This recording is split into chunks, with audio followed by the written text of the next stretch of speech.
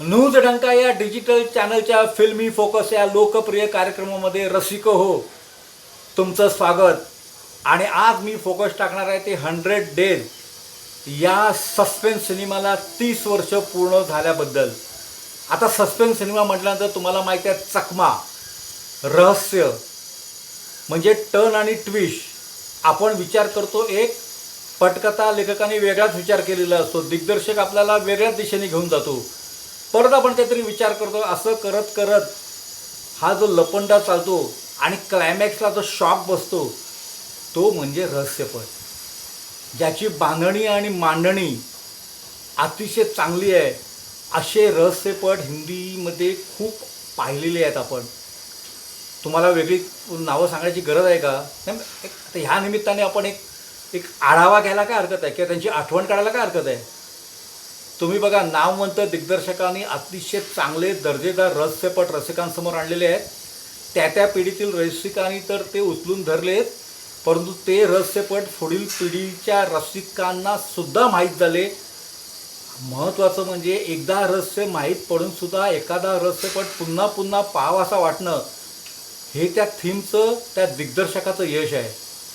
आता काही नावं बघा ना तुम्हाला विजयानंता ज्वेल थिप नक्कीच माहिती असेल. जवाहरात का चोर, शेवटी आपण कसे शॉक होतो ना. तिसरी मंजिल, पुन्हा शॉक झालो. राज खोसलाचे चित्रपट तर सांगायचे तर व कोणती, मेरा साया, CID, अनिता, असे रहस्यपट. आवर्जून तुम्हाला सांगायला पाहिजे तो म्हणजे BR चोप्रा यांचा कानून. म्हणजे कानूनला जे काही आपल्याला सतत आश्चर्याचे धक्के बसतात, कोर्टरूम ड्रामा आहे, परंतु त्याच्यावरची दिग्दर्शकाची पकड आणि रहस्याचा चकमा जबरदस्त होता. त्याशिवाय चोप्रा साहेबांचा धून आवर्जून सांगायला पाहिजे. यश चोप्रा यांनी राजकमल कला मंदिरमध्ये एका शेड्यूलमध्ये बनवलेला इत्तेफाक, त्याच्यातलाही रहस्याचा चकमा जबरदस्तच होता. इतरही चांगले रहस्यपट त्या काळामध्ये आलेले आहेत.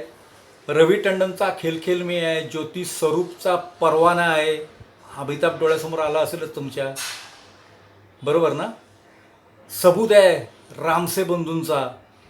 अरे किती नावं सांगायची, खोज आहे, अनेक, म्हणजे सजा आहे.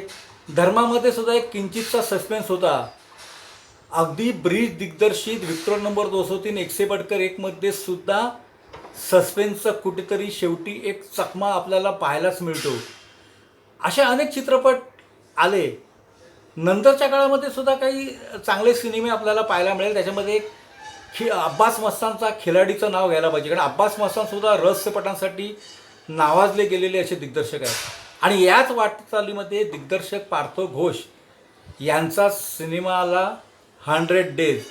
जॅकी श्रॉफ आणि माधुरी दीक्षित अशी जोडी असलेल्या या 100 डेजला सुद्धा रसिकांनी स्वीकारलं. बरोबर 30 वर्षापूर्वी मेट्रो थिएटरमध्ये याच आठवड्यात तो रिलीज झाला आणि त्याला रसिकांचा चांगला प्रतिसाद मिळाला. मला ना आजही 100 डेजचा जुहूच्या एका बंगल्यामधला मुहूर्त आठवतोय, अतिशय साध्या पद्धतीने हो. मला असं वाटलं की नेहमी हिंदी सिनेमाचा जो मुहूर्त झगमगाटही होतो, ग्लॅमरस होतो, एक प्रकारचा इव्हेंट असतो, तसं काहीतरी असेल. परंतु सेटवर गेलो तेव्हा एक औपचारिक मुहूर्त केला गेला आणि लगेच शूटिंगला सुरुवात केली गेली. माझं कुतूहल वाढलं. निर्माता प्राणलाल मेहता ज्यांनी किताबसारखा सिनेमा आपल्यासमोर आणला, त्यानंतर मुस्कुराटसारखा चित्रपट आणला, पुढे तरकीबही त्यांचाच सिनेमा होता, अशा निर्मात्याने इतक्या साध्या पद्धतीने मुहूर्त का करावा? कुतूहल वाढलं, आश्चर्य वाटलं. मग दिग्दर्शक पार्थ घोषनं याच्याबद्दल मी विचारलं. त्यांनी एक व्यावसायिक चांगलं कारण सांगितलं. त्यांनी असं म्हटलं की जॅकी श्रॉफ आणि माधुरी दीक्षित आपापल्या चित्रपटामध्ये बिझी असल्यामुळे त्यांच्या तारका मिळण्यासाठी एक कसरत आहे, कौशल्य आहे. कधी सलग 8 दिवसाच्या तारका मिळाल्या आहेत, कधी एखाद्या महिन्यामध्ये 10 दिवस सलग मिळालेले आहेत, कधी 4 दिवस मिळालेले आहेत. कलाकारांची इतरही फौज आहे. सगळ्यांच्या तारका जुळून आणत एखादा सस्पेन्स सिनेमा जर मांडायचा असेल ना, तर एक दिवससुद्धा वाया घालून चालणार नाही. त्यामुळे मुहूर्त करण्यापेक्षा नारळ फोडावा आणि सरळ शूटिंगला सुरुवात करावी असा विचार करतच आम्ही आजपासून या सिनेमाच्या शूटिंगला सुरुवात केलेली आहे. आणि पार्थ घोष यांनी त्या दिवशी तो विश्वास व्यक्त केला, त्या पद्धतीनेच या सिनेमाचं टप्प्याटप्प्याने शूटिंग झालं आणि वेळेनुसार हा चित्रपट बनवून पडद्यावर आला. तर या चित्रपटामध्ये इतर जे कलाकार आहेत त्याच्यामध्ये जावेद जाफरी, मुनमुन सेन, नीलम मेहरा, साबिया, अजित वाच्छानी, महत्त्वाचं म्हणजे लक्ष्मीकांत बेर्डे, शिवाजी साटम, इतरही काही कलाकार. पण आपले महाराष्ट्रीयन कलाकारसुद्धा या चित्रपटामध्ये आहेत. कॅमेरामन अरविंद लाड, ज्यांनी एकेकाळी राजश्री प्रोडक्शनच्या चित्रपटाचं छायाचित्रण केलं, त्याचप्रमाणे दादा कोडकींच्याही सिनेमाचं छायाचित्रण केलं. असा एक चांगला सेटअप, संगीतकार राम लक्ष्मण, असं सगळं घेऊन हा रहस्यरंजक सिनेमा बनला 100 डेज. तर 100 डेज म्हणजे काय, तर नायिका नायिकेला सतत जे भास होतो, त्या नायिकेला सतत जे वाटतं की अरे पुढे काय जे घडणार आहे ते मला अगोदरच कल्पना येते. ही कल्पना कशी काय येते की त्याला तिच्या डोळ्यासमोर अशा गोष्टी कशा काय येतात. म्हणजे 100 डेज नावाचं काही पुस्तक आहे का, त्या 100 डेज नावाची काही कुठली व्हिडिओ कॅसेट तिने पाहिलेली आहे का, त्याच्या काय घोड्याचं चित्र आहे का, आणखीन काय आहे. अशा रहस्याचा वेध घेत ज्या काही घटना घडतात ते म्हणजे हा चित्रपट आहे. आता मी नायिका का म्हणालो, कारण माधुरी दीक्षितला मध्यवर्ती भूमिका साकारायला मिळाला असा हा रहस्यरंजक चित्रपट आहे. त्यामुळे माधुरी दीक्षितच्या कारकिर्दीमधले जे काही आपण वेगळ्या प्रकारचे चित्रपट म्हणतो त्याच्यामध्ये एक रहस्यरंजक चित्रपट म्हणून 100 डेजचा खास उल्लेख करायला पाहिजे. आता सस्पेन्स सिनेमा म्हटला ना की त्याचं गीत संगीत पॉवरफुल पाहिजे.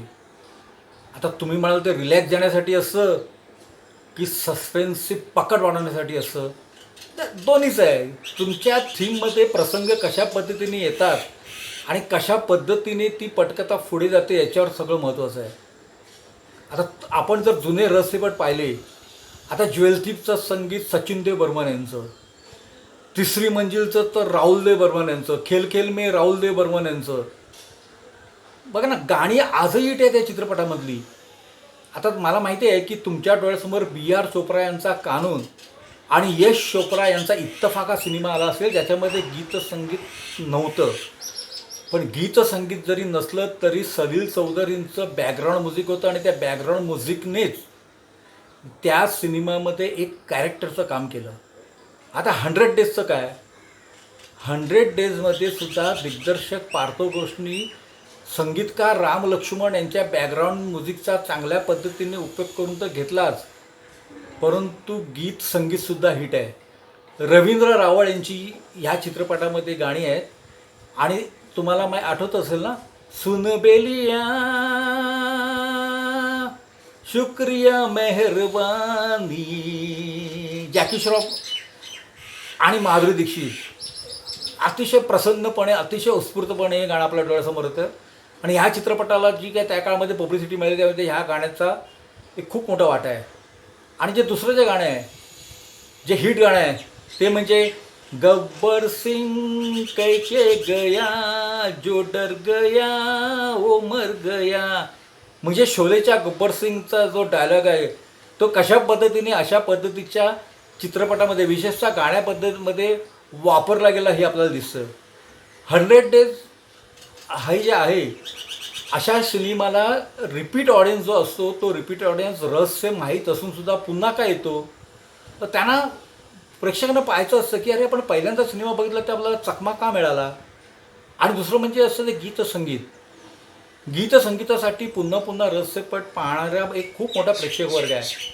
पण तुम्हाला मी आणखीन एक वैशिष्ट्य सांगतो, ज्यांनी आज 50ची 60 ओलांडले आहे ना त्यांच्या ते लक्षात येईल.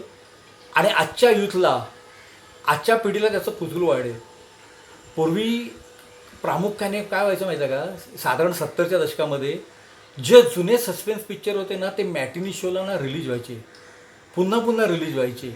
अगोदरची पिढी पुढच्या पिढीला सांगायची अरे कोहराम पिक्चर बघ, हा सस्पेन्स आहे त्या पिक्चरचा, ह्या ज्या गोष्टी आहे, पर्दे की पिक्चर बघ, आपण संशय एकावर व्यक्त करतो आणि शेवटी सस्पेन्स वेगळंच निघतं.